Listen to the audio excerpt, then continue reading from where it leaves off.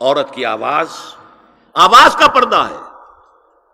اب دیکھیے کس حد تک نماز میں اس وقت عورتیں بھی شریک ہوتی تھیں، اگرچہ حضور نے فرمایا مردوں کی صف بہترین سب سے آگے والی ہے اور سب سے بری صف سب سے پیچھے ہے، کیونکہ اس کے پیچھے پھر عورتوں کی صف ہوتی تھی، اور عورتوں کے لیے سب سے اچھی صف سب سے پچھلی والی ہے اور سب سے بری سب سے آگے والی ہے۔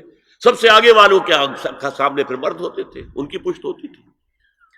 تو اسی طریقے سے اگر غلطی کی ہے تو مرد جو ہے کہے گا سبحان اللہ، امام سے غلطی ہو گئی ہے، مرد کیا کہے گا؟ سبحان اللہ۔ عورت کیا کرے گی؟ اپنے ایک ہاتھ کے پشت پر اپنا ہاتھ مارے گی، اپنی آواز نہیں نکالنی، آواز کا پردہ۔ چھونے کا پردہ یہاں تک ہے کہ حضور نے کبھی کسی عورت سے ہاتھ نہیں ملایا، اور آپ جب بیعت بھی لیتے تھے تو بس زبانی الفاظ کہلوائے اور کہا ٹھیک ہے بیعت ہو گئی، یا ایک کپڑا پکڑا، اس کا ایک سرا اپنے ہاتھ میں دوسرا سرا اس خاتون کے ہاتھ میں، یا ایک تشت کے اندر پانی بھرا، اس میں ایک طرف اس نے انگلیاں ڈال لی اور ایک طرف حضور کی انگلیاں، لیکن مسافر لا اسافر النساء۔ ایک دفعہ ہوا بھی کہ بعض خواتین نے جب بیعت کی ہے تو پھر انہوں نے ہاتھ آگے بڑھایا مسافر کے لیے، حضور نے فرمایا انی لا اسافر النساء، میں عورتوں سے مسافرہ نہیں کرتا۔ اسلام میں پردے کتنے ہوئے؟ پہلا پردہ 4 دیواری، گھروں میں رہو، یہ پہلا پردہ ہے۔ جیسے ڈیفنس لائنز ہوتی ہے نا فوج کی، یہ فرسٹ ڈیفنس لائن، سیکنڈ ہے، تھرڈ ہے، پہلی کو عبور کر کے کوئی آ جائے تو سیکنڈ ہے، سیکنڈ سے گزرے تو پہلا پردہ 4 دیواری، اس میں محرم آئے گا۔ اب دیکھیے اسی پر ہماری تہذیب استوار ہوئی، اسی پر ہمارا آرکیٹیکچر بنا، گھر ایسے بنے کہ مردانہ علیحدہ زنانہ علیحدہ، چھوٹا آدمی ہے تب بھی بیٹھک علیحدہ، بیٹھک باہر سے کھلے گی اور پھر ڈیوڑی سے ہو کر پھر گھر کے اندر جائیں گے، مرد آئیں گے تو یہاں بیٹھیں گے، اندر نہیں جائیں گے، اندر تو صرف وہی جائیں گے جو محرم ہے، ابدی محرم۔ دوسرا پردہ ستر، گھر کے اندر جو محرم آ گئے ہیں ان کے سامنے چہرہ تو کھلے گا، باقی جسم کا کوئی حصہ بھائی بہن کا نہیں دیکھ سکتا، اور باپ بیٹی کا نہیں دیکھ سکتا، بیٹا ماں کا نہیں دیکھ سکتا۔ یہ ستر، عورت پوری کی پوری عورت ہے۔ عورت کہتی ہیں چھپانے کی چیز کو، عورات النساء، عورتوں کی چھپی ہوئی چیزیں جن پر ظاہر نہیں ہوئی، لم یظہروا علی عورات النساء، ابھی تک ہم نے لفظ پڑھایا بھی۔ تیسرا پردہ ہے چہرے کا پردہ، یہ ہے غیر محرموں سے، اور جب کہ گھر سے باہر نکلنا ہو اس کے لیے سورہ احزاب میں نے کہا تھا گھر سے باہر کا پردہ، چہرے کا پردہ وہ غیر محرموں سے ہے، اور گھر سے باہر نکلے گی تو غیر محرم سامنے آئیں گے۔ یا ایھا النبی قل لازواجک وبناتک ونساء المؤمنین یدنین علیہن من جلابیبہن ذالک ادنی ان یعرفن فلا یؤذین وکان اللہ غفورا رحیما۔ اے نبی صلی اللہ علیہ وسلم کہہ دیجئے اپنی بیٹیوں سے اور اپنی بیویوں سے اور مسلمانوں کی خواتین سے۔ اب دیکھیے یہ سورہ احزاب ہی میں ہو رہا ہے، شروع میں یا نساء نبی سے بات چلی، استیزان بھی صرف نبی کے گھر میں داخل نہ ہو اذن کے بغیر، آگے چل کر سورہ احزاب ہی میں عام بھی کر دیا، قل لازواجک وبناتک ونساء المؤمنین، کہہ دیجئے اپنی بیویوں سے، اپنی بیٹیوں سے اور اہل ایمان کی خواتین سے، یدنین علیہن من جلابیبہن، کہ وہ اپنے چہروں کے اوپر اپنی جلباب کو لٹکا لیا کریں، چہرہ چھپ جائے۔ اب اس کی تفسیر میں چاہتا ہوں کہ آپ کو جو مختلف مفسرین نے کی ہے وہ آپ کے سامنے میں رکھوں۔ حضرت عبداللہ ابن عباس نے اس آیت کی جو وضاحت فرمائی ہے اسے حافظ ابن کثیر نے اپنی تفسیر میں اس طرح نقل کیا ہے، اللہ نے مسلمان عورتوں کو حکم دیا ہے کہ جب وہ کسی کام کے لیے گھروں سے نکلیں تو اپنی چادروں کے پلو اوپر سے ڈال کر اپنا منہ چھپا لیں اور صرف ایک آنکھ کھلی رکھیں، دونوں آنکھیں بھی غلط ہیں۔ ہمارے ہاں برقع کیوں بنا تھا؟ دیکھیے چادر میں عورت لپٹی ہوگی، اس کا ہاتھ جو ہے اس چادر کو سنبھالنے میں آکوپائی ہو جائے گا۔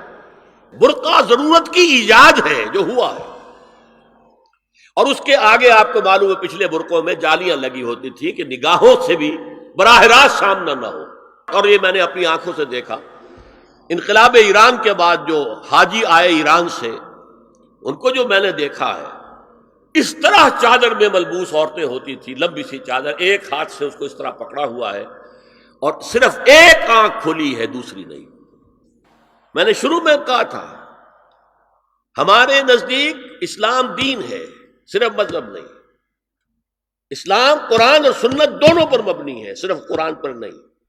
اسی میں ایک اضافہ کیجئے اس بات کا کہ حضور نے کئی حضرات سے یہ کہا، کہیں وہ رشتہ کر رہے تھے، کہ آپ نے ایک نظر دیکھ لیا ہے۔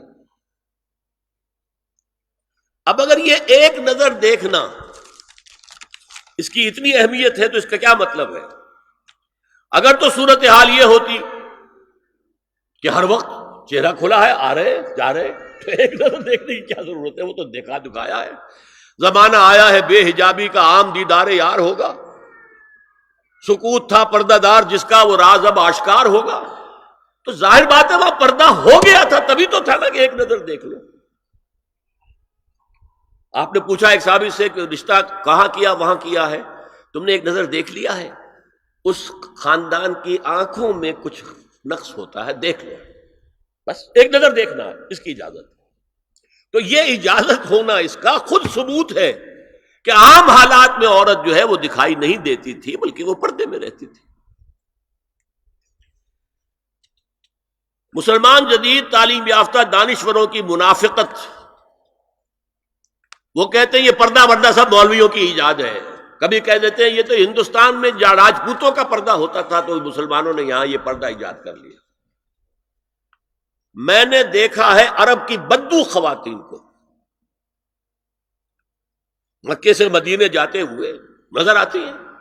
ایک خاتون اونٹ کی پوری قطار لے کر جا رہی ہے، ہاتھ میں لاٹھی ہے، پورا مکمل پردہ، چہرہ چھپا ہوا، آنکھوں کے اوپر بھی کوئی انہوں نے وہ حجاب سا بنایا ہوتا ہے خاص چھجا سا، اور ہاتھوں میں دستانے، پاؤں میں جرابے۔ یہ کون سے راجپوتوں کا پردہ سعودی و عرب کی جو ہے ریگستانوں میں پہنچ گیا؟ بدو جب آتے ہیں اپنی عورتوں کو اسی حال میں لے کر آتے ہیں، اور ان کا یہ ہے کہ وہ احرام کا معاملہ بھی یہ ہے کہ یہاں چھجا بنا کر آگے چادر لٹکا لیتے ہیں، صرف چہرے سے مس نہ کرے بس۔ اور وہ پھر اپنی خواتین کو جب طواف کراتے ہیں تو ان کے گرد گھیرا ڈال لیتے ہاتھ سے ہاتھ پکڑ کر، تاکہ کسی اور کے ساتھ ان کا نہ کندھا لگے اور نہ کوئی اور جسم کا حصہ بس۔ یہ پردہ وہاں کہاں سے آ گیا؟ سر سید کا واقعہ تو میں آپ کو بتا چکا ہوں۔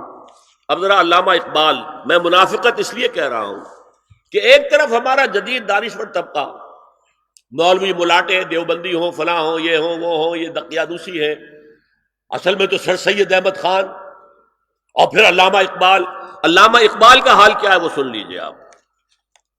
انگریز سرکار لارڈ ولنگٹن کے زمانے میں علامہ اقبال کو اپنا گورنر بنا کر جنوبی افریقہ بھیجنا چاہتے تھی۔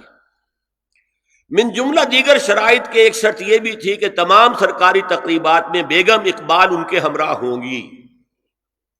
علامہ اقبال نے یہ کہہ کر اس پیشکش کو ٹھکرا دیا، بے شک میں گناہگار مسلمان ہوں اور اعمال کے اعتبار سے مجھ سے بہت سی کوتاہیاں سرزد ہوتی ہیں، تاہم میں اتنا بے غیرت نہیں ہوں کہ محض ایک سرکاری عہدے کی خاطر اپنی بیوی کو بے پردہ کر دوں۔